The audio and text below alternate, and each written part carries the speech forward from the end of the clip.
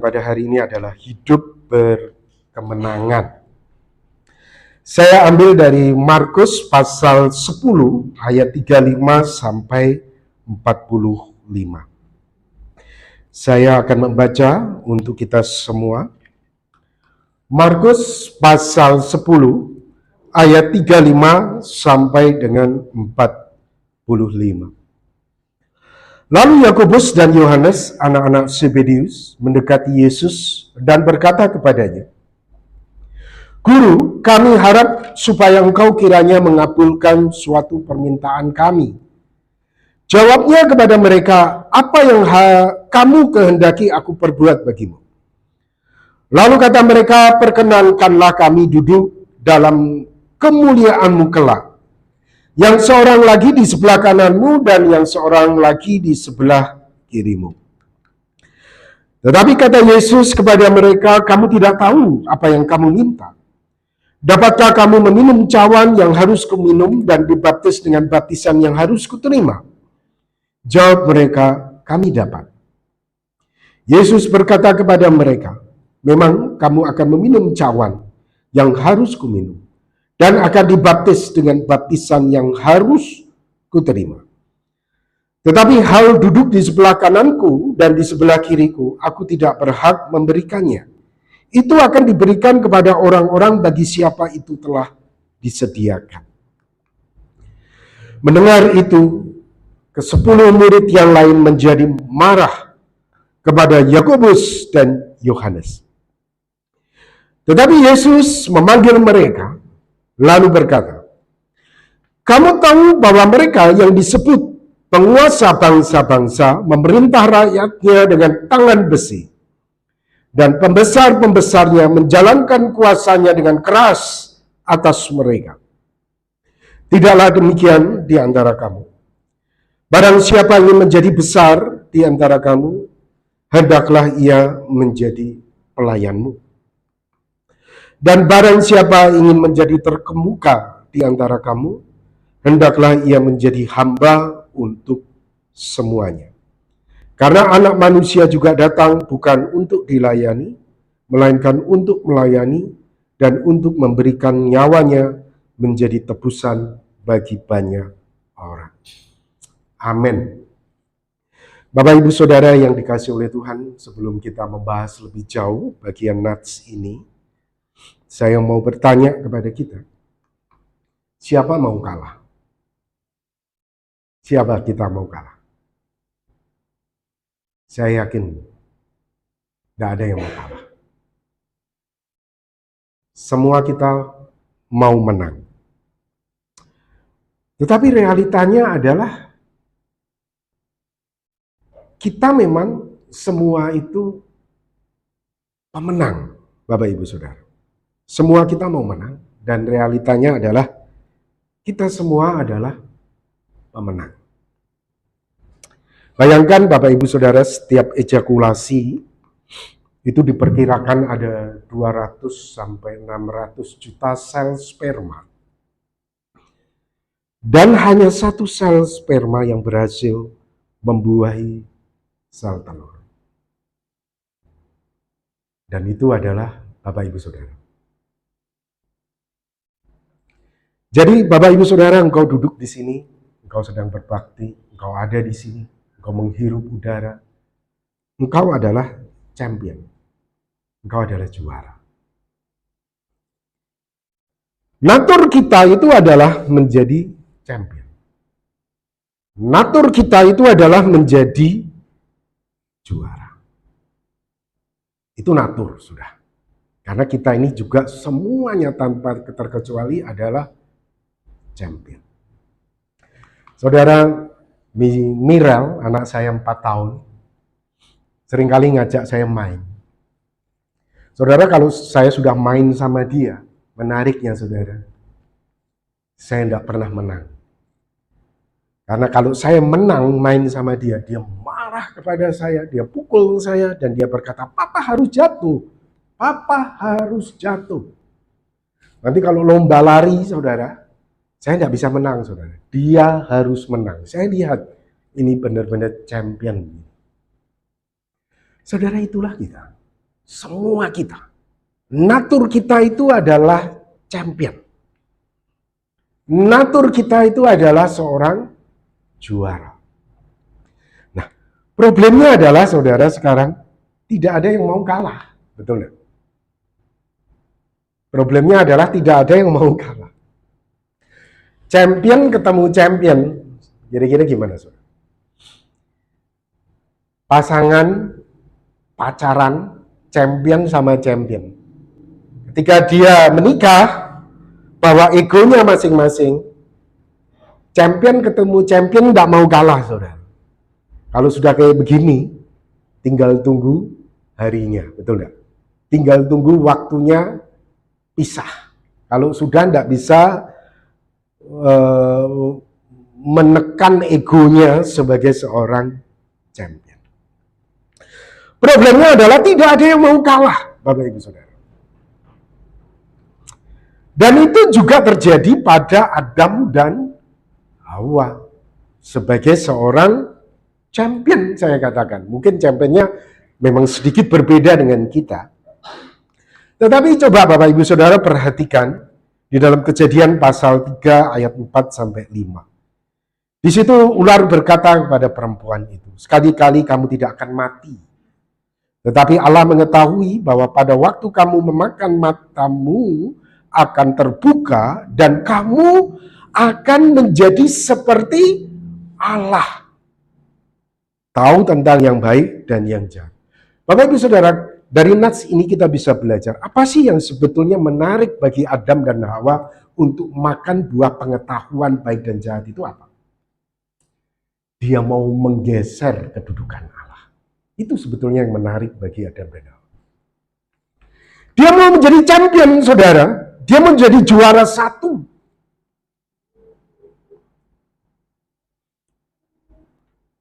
Dan itu terus ketika manusia jatuh di dalam dosa, jiwa championnya ini dikendalikan oleh kuasa kegelapan dan dosa yang menguasai, sehingga manusia semakin liar dan semakin jahat.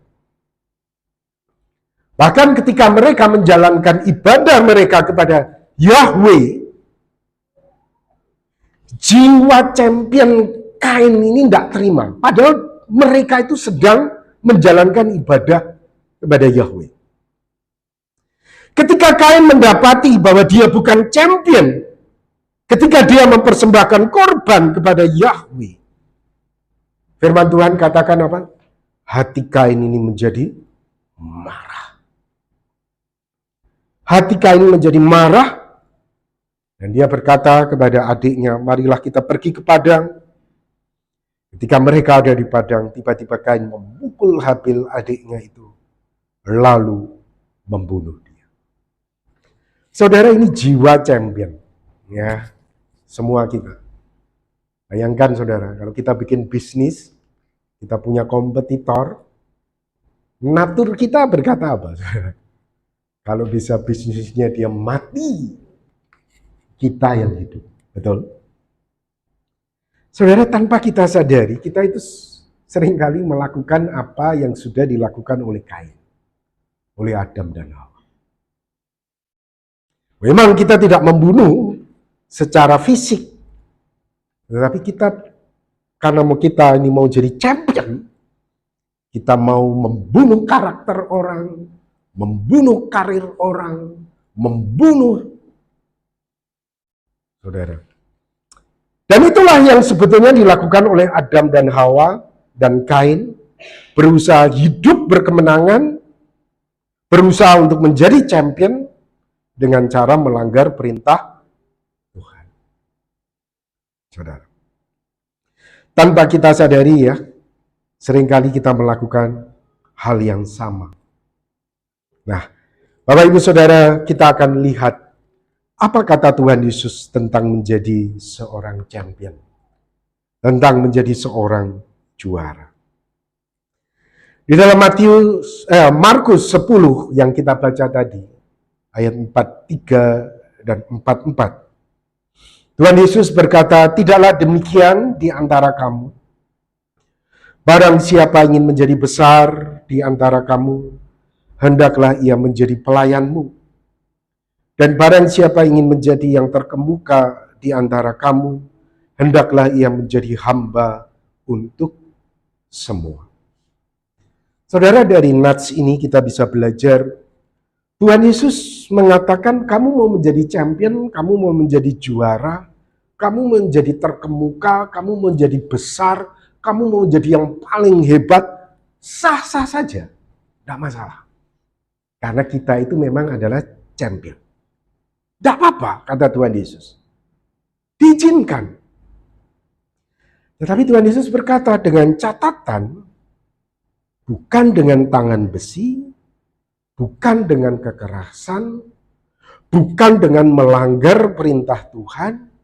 Sebaliknya Tuhan Yesus berkata, kamu harus jadi pelayan. Kamu harus jadi hamba bagi semua. Kamu mau jadi champion, kamu harus jadi pelayan, kamu harus jadi hamba bagi semua. Kristus telah memberikan teladan hidup berkemenangan dengan cara melayani kita. Dengan mati di atas kayu salib. Untuk menebus dosa-dosa kita. Saudara, Kristus memberikan teladan. Selama dia hidup di dunia ini, dia melayani Bapa di surga. Dia melayani kita semua.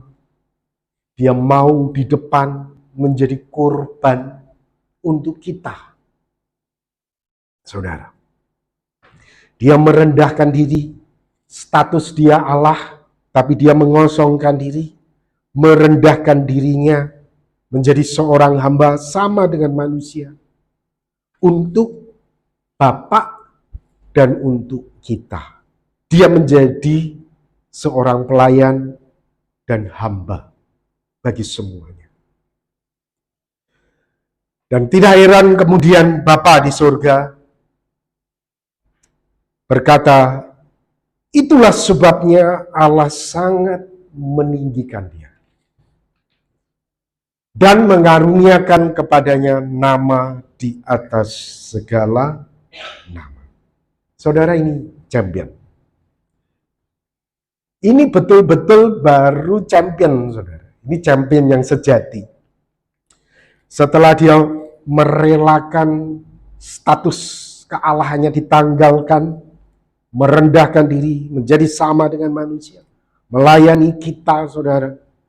Dinodai, dihina, dicaci maki. Seharusnya dia bisa membalas semuanya itu. Tapi dia tidak lakukan itu. Itulah sebabnya Allah sangat meninggikan dia dan mengaruniakan kepadanya nama di atas segala nama.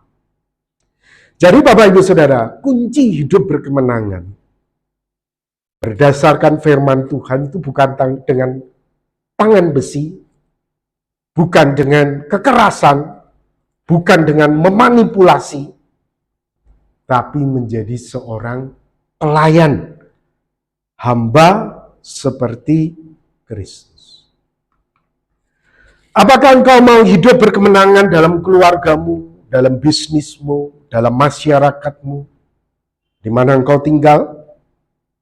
Maka kamu wajib hidup sama seperti Kristus telah hidup, yaitu melayani.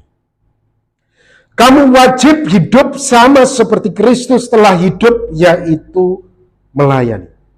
Ketika engkau belajar untuk melayani dalam keluargamu, dalam bisnismu, dalam masyarakat di mana engkau tinggal, disitulah engkau akan tampil sebagai seorang pemenang di dalam Kristus Yesus. Nah, Bapak Ibu Saudara, sebentar lagi kita akan pemilu. Kalau kita milih pemimpin, kira-kira pemimpin yang kita harapkan seperti apa? Yang saya katakan dalam tanda kutip ya Bapak Ibu Saudara, tampaknya, betul, melayani. Tampaknya mau susah-susah untuk orang lain. Saya katakan tampaknya. Karena Sebetulnya kita nggak tahu hati orang, karena yang kita lihat hanya luarnya saja. Yang tampaknya. Saudara, dunia saja mencari orang yang tampaknya melayani, tampaknya mau berkorban untuk jadi bagi orang lain, baru dia kita pilih jadi seorang pemimpin. Apalagi Bapak di surga, saudara. Bukan tampaknya, saudara, tapi hati kita ini mau melayani enggak? Hati kita itu hati seorang hamba enggak, Bapak Ibu Saudara? Ketika kita belajar seperti Kristus, disitulah kita sedang mengarah menuju kepada champion yang Bapak inginkan terjadi dalam hidup kita. Melayani itu menjadi pelayan dan hamba bagi semua dalam Kristus Yesus.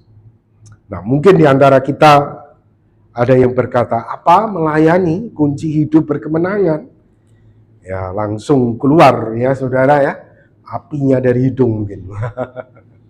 Masa sih melayani? Ya. Saya dikatakan hidup berkemenangan. Wah, gimana saya jalankan perusahaan saya? Gimana saya jalankan semua bisnis saya? Wah, harus dengan tangan keras, Pak Robi. Ya, mungkin di antara kita ada yang berkata seperti itu. Tapi saudara, Tuhan Yesus kan sudah ngomong. Itu cara dunia. Kamu memanipulasi orang itu cara dunia. Dan Tuhan Yesus sudah berkata, dunia lakukan itu. Bagaimana menjadi champion dengan cara melanggar perintah Allah. Dengan cara kekerasan. Dengan cara memanipulatif. Tuhan Yesus sudah ngomong. Paulus berkata di dalam 1 Korintus 1 ayat 18. Sebab pemberitaan tentang salib memang adalah kebodohan bagi mereka yang akan dibinasa. Tapi bagi kita yang diselamatkan pemberitaan itu adalah champion Allah. Saudara, mati di atas kayu salib itu dipermalukan, saudara. Dan ada yang menafsir, diperkirakan Tuhan Yesus itu mati, saudara, di atas kayu salib itu telanjang, saudara. Karena memang dipermalukan. Dia dianggap sebagai seorang penjahat, kelas besar dan harus dipermalukan, mati seperti itu. Bayangkan, saudara. Dia lakukan itu untuk kita. Padahal dia berkata apa? Aku bisa panggil pasukan malaikat itu, hantam semua orang ini bisa. Tapi Yesus tidak lakukan itu. Aku bisa lakukan itu semua. Tapi dia memberikan dirinya, merendahkan dirinya, mati di atas kayu salib untuk melakukan kehendak Bapa dan demi kita. Saudara, pemberitaan tentang salib itu adalah kebodohan bagi mereka yang akan binasa. Tetapi bagi kita yang diselamatkan, itu adalah champion Allah. Itu adalah kekuatan Allah. Tuhan Yesus pernah berkata di dalam Matius 7 ayat 13-14. Masuklah melalui pintu yang sesak itu, karena lebarlah pintu dan luaslah jalan yang menuju kepada kebinasaan. Dan banyak orang yang masuk melaluinya. Banyak, saudara. Tetapi sebaliknya sesaklah pintu dan sempitlah jalan yang menuju kepada kehidupan. Sedikit orang yang mendapatinya. Boleh saya katakan, sedikit orang yang mau menjadi pelayan hamba bagi semua. Sedikit orang yang mau menanggung salib setiap hari itu sedikit, saudara. Sehingga tidak heran Tuhan Yesus pernah berkata, tidak semua orang yang berseru Tuhan, Tuhan akan masuk ke dalam kerajaan surga. Kemudian orang ini komplain dan berkata, Tuhan, bukankah kami sudah bernubuat demi nama-Mu? Mengusir setan demi nama-Mu, menyebabkan kemajuan pelayanan ini demi nama-Mu, menyebabkan perkembangan pelayanan gerejawi ini demi nama-Mu. Kata Tuhan apa? Aku nggak kenal. Kamu bukan champion. Kamu bukan pelayan bagi semua.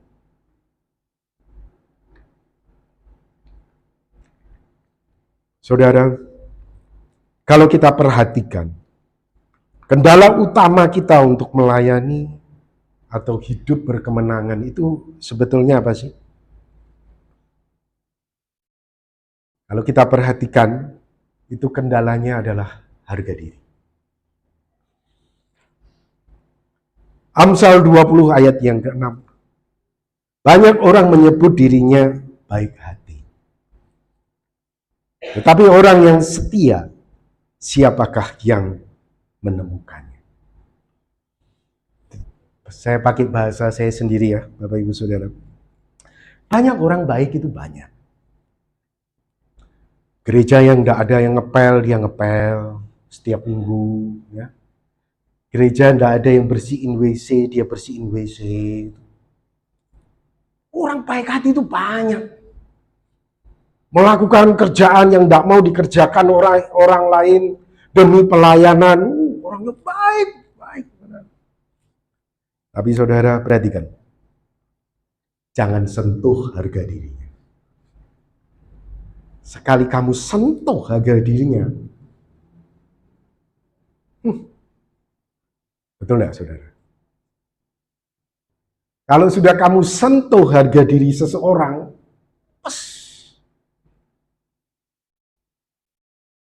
hilang dia, tidak kelihatan lagi. Banyak orang menyebut dirinya baik hati, tetapi orang yang setia, orang yang harga dirinya digoyah, digoncang, siapa yang menemukan? Hilang sudah. Hilang saudara. Daud pernah menjadi orang seperti itu. Pada waktu itu dikisahkan Nabal itu seorang yang kaya raya, memiliki banyak ternak. Tanpa diminta, tanpa disuruh, Daud itu berperan sebagai orang yang baik hati. Oh, ada binatang buas, kita lindungi ya punya Nabal ini ya. Oh, ada perampok, ada pencuri, oh kita lindungi ya. Oh, punya Nabal ini ya. Wah, baik hati saudara, si Daud ini. Tidak usah diminta, tidak usah disuruh. Dia sudah kerjakan semuanya untuk si Nabal. Satu hari Nabal itu panen. Lagi potong bulu dombanya. Daud pikir Nabal bakal berterima kasih sama dia. Dia kirim 10 anak buahnya. Datanglah kamu ke Nabal. Dan disampaikanlah kepada anak buahnya tentang Daud ini kepada Nabal. Apa jawab Nabal? Siapa Daud itu? Hari ini banyak budak, banyak hamba lari dari tuannya. Siapa Daud itu? Saudara, 10 orang ini balik disampaikan kepada Daud. Apa yang terjadi saudara? Harga diri Daud digoncang. Siapa Daud itu? Ya. Marahlah Daud ini. Ambil senjata semuanya. Kita pergi ke tempat Nabal. Kita habisin semuanya. Saudara, jadi orang baik itu gampang, saudara. Tapi kalau sudah masalah harga diri digoncang, siapa yang menemukannya? Melayani itu gampang, saudara. Tapi kalau sudah harga diri goncang, siapa yang menemukannya? Tapi saudara, kalau kita menang, kita sebetulnya adalah seorang champion. Dan puji Tuhan, Bapak Ibu Saudara, sementara Daud dalam perjalanan untuk membantai si Nabal, Abigail, istri dari Nabal ini, tahu Daud marah besar. Harga dirinya digoncang, saudara. Istilahnya, kamu belum tahu siapa saya. Kalau Yesus pakai cara Daud, saudara, habis itu pasukan orang-orang Yahudi. Kamu belum tahu siapa saya. Benar tidak, saudara? Tapi Yesus tidak lakukan itu. Wow, luar biasa Tuhan Yesus. Dengan rendah hatinya Tuhan Yesus. Makanya tidak heran Alkitab mengatakan, dia turut merasakan kelemahan kita, tetapi dia tidak berdosa. Tapi Daud ini, dia marah saudara. Kemudian Abigail datang mencegah. Kemudian Daud berkata kepada Abigail, "Terpujilah Tuhan Allah Israel yang mengutus engkau menemui aku pada hari ini. Terpujilah kebijaksanaanmu dan terpujilah engkau sendiri, bahwa engkau pada hari ini menahan aku daripada melakukan hutang darah dan daripada bertindak sendiri dalam mencari keadilan. Tetapi demi Tuhan Allah Israel yang hidup, yang mencegah aku daripada berbuat jahat kepadamu. Jika engkau tadinya tidak segera datang menemui aku, pasti tidak akan ada seorang laki-laki pun tinggal hidup pada Nabal sampai fajar menyingsing."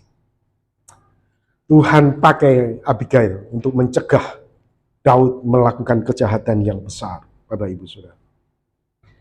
Saudara, seharusnya itu yang terjadi dengan Kain.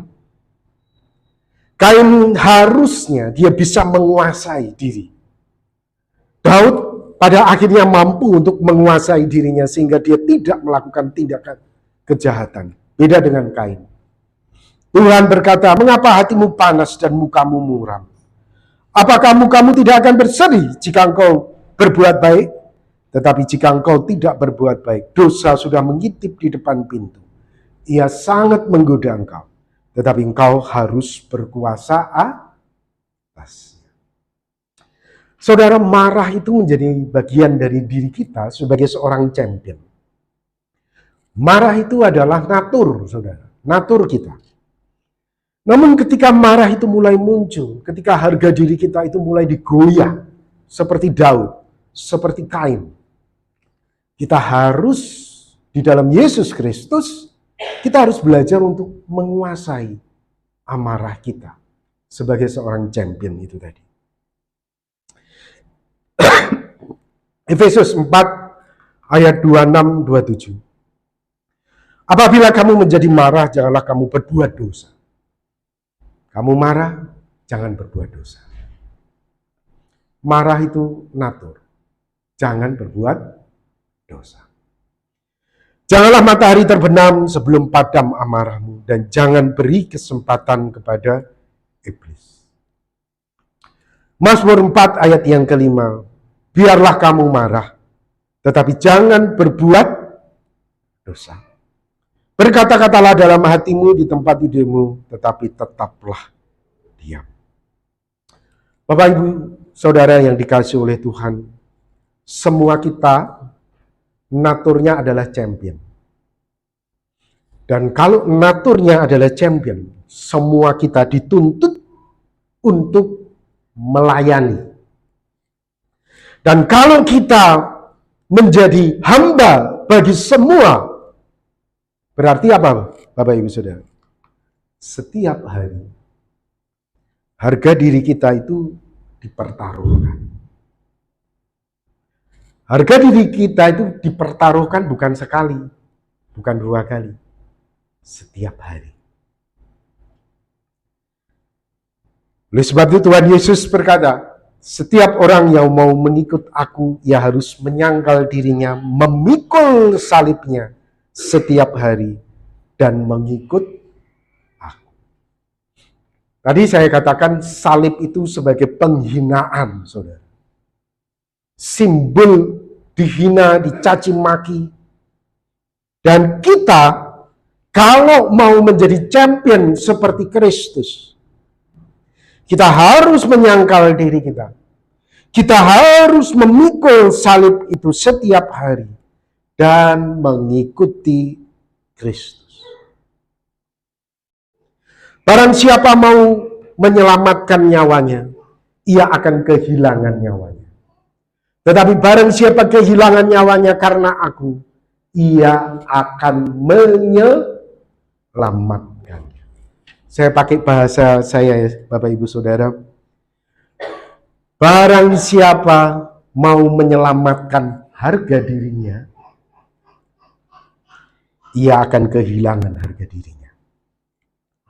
Barang siapa kehilangan harga dirinya karena aku, justru engkau sedang menyelamatkan harga diri. Ketika engkau belajar untuk kehilangan, melepas itu, justru engkau sedang menyelamatkan. Bapak Ibu Saudara yang dikasihi oleh Tuhan, pemazmur pernah menghadapi situasi di mana harga dirinya diguncang secara luar biasa. Dan ini saya katakan merupakan penggambaran dari peristiwa kematian Kristus di atas kayu salib. Bapak Ibu Saudara nanti bisa baca Mazmur 22 sampai selesai. Kalau ingin tahu tentang bagaimana pengalaman pemazmur ini menjadi penggambaran dari peristiwa Tuhan Yesus di atas kayu salib. Salah satunya itu di situ dialami oleh pemazmur ya. Di situ dikatakan, tetapi aku ini ulat dan bukan orang, celah bagi manusia, dihina oleh banyak orang. Saudara, harga diri pemazmur digoncang. Harga diri Tuhan Yesus itu juga setiap hari digoncang, saudara. Berhadapan dengan ahli Farisi, orang-orang Yahudi, berhadapan dengan orang-orang yang mencaci maki dia, digoncang setiap hari, saudara. Saudara, kalaupun Tuhan izinkan itu terjadi di dalam hidup kita, kita belajar untuk selalu mendekatkan diri kepada Tuhan. Itulah yang diteladankan oleh Tuhan Yesus. Setiap hari sebagai seorang manusia, dia selalu menjalin persekutuan dengan Bapa, saudara. Berhadapan dengan harga diri digoncang itu tidak gampang loh, saudara. Betul tidak, saudara? Aku ini ulat dan bukan orang, celah bagi manusia, dihina oleh banyak orang. Itu tidak mudah. Tetapi Tuhan Yesus memberikan teladan, setiap hari dia berdoa, menjalin komunikasi, dan dia mengajarkan kepada kita juga, berjaga-jagalah dan berdoalah, supaya kamu jangan jatuh ke dalam pencobaan. Roh memang penurut, tetapi daging lemah. Nah, bagaimana seharusnya sikap seorang pelayan atau hamba setelah melakukan kewajibannya? Tuhan Yesus berkata di dalam Lukas 17 ayat 7 sampai dengan ayat yang ke-10. Siapa di antara kamu yang mempunyai seorang hamba yang membajak atau menggembalakan ternak baginya akan berkata kepada hamba itu, setelah ia pulang dari ladang, mari segera makan. Bukankah sebaliknya ia akan berkata kepada hamba itu, sediakanlah makanan bagiku. Ikatlah pinggangmu dan layanilah aku sampai selesai aku makan dan minum, dan sesudah itu engkau boleh makan dan minum. 9. Adakah ia berterima kasih kepada hamba itu karena hamba itu telah melakukan apa yang ditugaskan kepadanya? Demikian jugalah kamu. Apabila kamu telah melakukan segala sesuatu yang ditugaskan oleh Bapa kepadamu, hendaklah kamu berkata, kata Tuhan Yesus, kami adalah hamba-hamba yang tidak berguna. Kami hanya melakukan apa yang harus kami lakukan. Berarti saudara, Tuhan Yesus itu seolah-olah berkata, ini hamba tidak punya harga diri ya sama sekali ya. Tapi saya percaya Bapak Ibu Saudara, ketika Tuhan Yesus mengatakan ini, itu keluar dari dirinya sendiri sebagai seorang utusan Bapa, saudara, di dalam menjalankan tugasnya di bumi. Oleh sebab itu, kita harus meneladani dia. Bayangkan, ini yang dia katakan, saudara. Aku tidak dapat berbuat apa-apa dari diriku sendiri, kata Tuhan Yesus. Aku menghakimi sesuai dengan apa yang aku dengar dan penghakimanku adil sebab aku tidak menuruti kehendakku sendiri, melainkan kehendak Dia yang mengutus aku. Aku tidak dapat berbuat apa-apa dari diriku sendiri. Kalau aku bersaksi tentang diriku sendiri, maka kesaksianku itu tidak benar.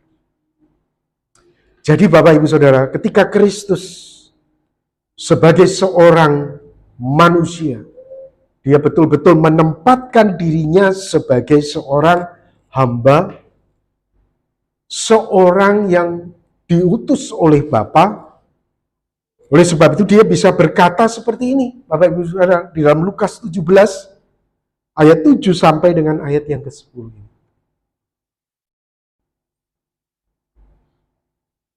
Padahal sebetulnya apa? Dialah Allah itu sendiri. Ia datang kepada milik kepunyaannya, tetapi orang-orang kepunyaannya itu tidak menerimanya. Padahal Bapak Ibu Saudara, dialah yang kasih oksigen, dialah yang kasih makan, dialah yang menciptakan orang-orang ini. Dia datang kepada kepunyaannya sendiri, tetapi orang-orang kepunyaannya ini tidak menerima. Ini kan harga dirinya digoncang, saudara. Sudah diludahin kayak begitu, dicaci maki kayak begitu, ditampar seperti itu, mati di atas kayu salib, dipermalukan begitu, saudara.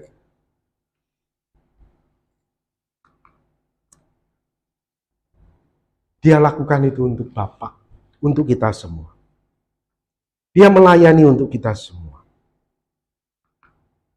Itulah sebabnya Allah sangat meninggikan dia, kita melihat hari ini. Dan mengaruniakan kepadanya nama di atas segala nama. Saudara, kalau kita mau jadi champion, kita harus wajib hidup sama seperti Kristus telah hidup. Sekarang saya tanya, siapa yang mau kalah? Kalau kamu tidak mau kalah, berarti kamu harus melayani. Kalau kamu ambil keputusan kalah, ya berarti kamu silahkan, kalau mau bukan jadi hamba atau pelayan bagi semua. Karena Tuhan Yesus juga memberikan pilihan kepada kita. Jalan menuju kepada surga itu sempit, sedikit orang yang melalui. Jalan menuju kepada kebinasaan itu lebar, banyak orang yang mau. Bapak Ibu Saudara, semua ada di dalam pilihanmu. Kamu mau menang atau mau kalah. Kalau kamu mau menang sebagai naturmu, sebagai champion, maka kamu harus melayani. Wahyu 3 ayat 21. Barang siapa menang, ia akan kududukkan bersama-sama dengan aku di atas tahtaku. Sebagaimanapun aku telah menang dan duduk bersama-sama dengan Bapakku di atas tahtanya. Amin. Mari kita akan berdoa bersama-sama.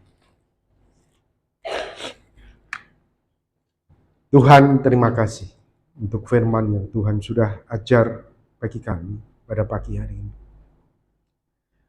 Tolonglah kami ya Tuhan, untuk kami hidup di dunia ini, belajar untuk meneladani. Sebagai seorang pemimpin, kami hidup melayani. Sebagai seorang karyawan, kami hidup melayani. Sebagai seorang suami, istri, anak-anak, kami hidup melayani.